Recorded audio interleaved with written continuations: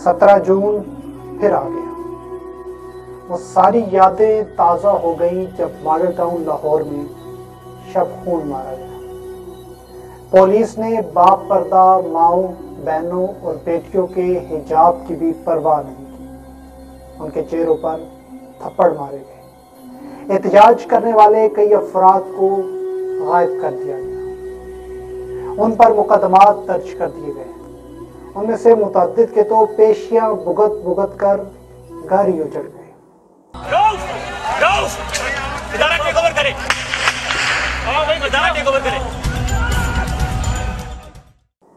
सहमी हुई सनती व सियासी जमहूरी इशराफिया गलती पर गलती किए जा रही थी। मशकूक किरदार के लोग पुलिस में भर्ती किए जा रहे थे।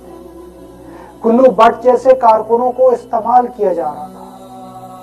सियासी मुखालफिन के खिलाफ 11 घंटों पर मुश्तमिल इस ऑपरेशन में खातीन और बूढ़ों को भी न बख्शा गया। हुकूमत कहती रही वो मुसल्लह थे। पुलिस ने भी अपने दिफा में फुर्तियां दिखाई, लेकिन झूठ बोलकर मामले को तूल दिया जाता रहा। पुलिस एहलकार मिशन की कामयाबी पर एक दूसरे को मुबारकबादें देते रहे। मेरी बहन गई, ओए अल्लाह जी फोत हो गई। इन्ना लिल्लाहि व इन्ना इलैहि राजिऊन।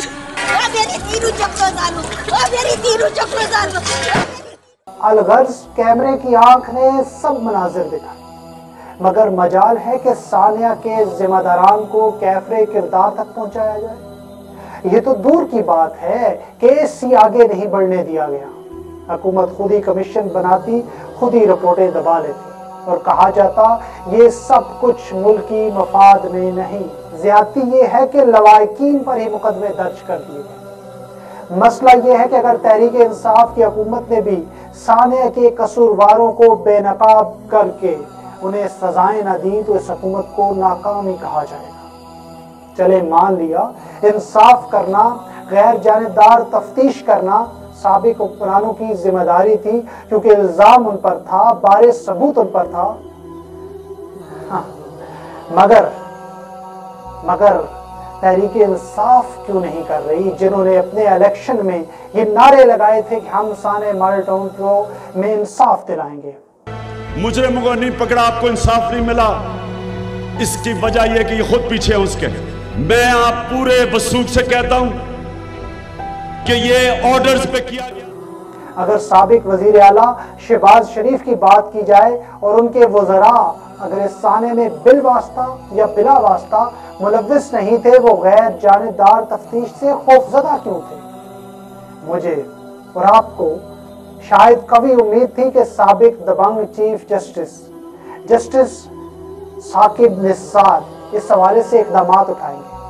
उन्होंने तो साने मॉडल टाउन की मकतूला तंजीला अमजद शहीद की बेटी बिस्मा अमजद से लाहौर में मुलाकात भी की थी। उसके सर पे हाथ रखकर उसको इंसाफ दिलाने का वादा किया था और गैर जानिबदार तफ्तीश करने के लिए कानूनी तकाजे पूरे करने की यकीन दहानी कराई थी।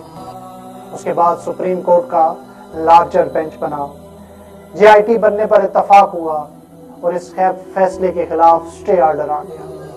उस वक्त जब JIT को काम करने से रोका गया, JIT अपना 90% काम मुकम्मल कर चुकी थी और JIT का हाथ मुजरिमों के गिरबानों पर था। आप यकीन माने, यकीन कीजिए, दिल खून के आंसू रोता है कि आखिर कब इस साने का यौम हिसाब होगा। 6 साल गुजर जाने के बावजूद 14 खानदान और हजारों कारकुनान इंसाफ के मुंतजिर हैं। हमारा ख्याल था कि मौजूदा हुकूमत आने के बाद इस केस पर कोई फर्क पड़ेगा। हर तरफ पुरस्कार खामोशी दिखाई देती है। आपने कहा डॉक्टर साहब के इंसाफ कैसे मिलेगा? अगर ये माफिया ना हो तो आपको ज्यादा से ज्यादा 1 महीने के अंदर इंसाफ मिल जाना चाहिए, क्योंकि एविडेंस तो टीवी पे थी। ये कुछ रात अंधेरे में तो नहीं हुआ कुछ। मुझे पाकिस्तान अवामी तहरीक से कोई गर्ज नहीं, ना मैं उनका नुमाइंदा, मगर एक बात जरूर कहना चाहूंगा, हुकूमत को उन 14 पाकिस्तानियों के बारे में जरूर सोचना चाहिए जो पाकिस्तान के ही शहरी थे, वो भी इस एक झंडे तले एक थे। वो भी कहते थे मैं भी पाकिस्तान हूँ, तू भी पाकिस्तान है, जिन्हें रियासती मशीनरी ने कुचल दिया। अगर कोई ये सोचता है कि शायद डील हो जाए तो ऐसा मुमकिन नहीं है। ऐसा पिछले 6 साल ना हो सका तो आगे भी मुमकिन नहीं है। इसलिए हुक्मरान तबका जान ले कि वक्ती तौर पर तो जान छूट जाएगी, लेकिन जल्द, बहुत जल्द उन्हें इम्तिहान से गुजरना होगा।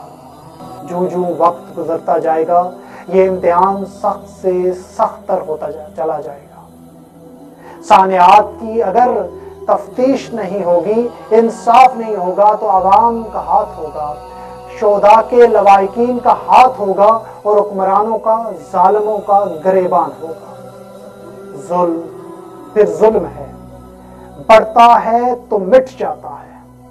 खून फिर खून है, गिरता है तो जम जाता है, गिरता है तो जम जाता है।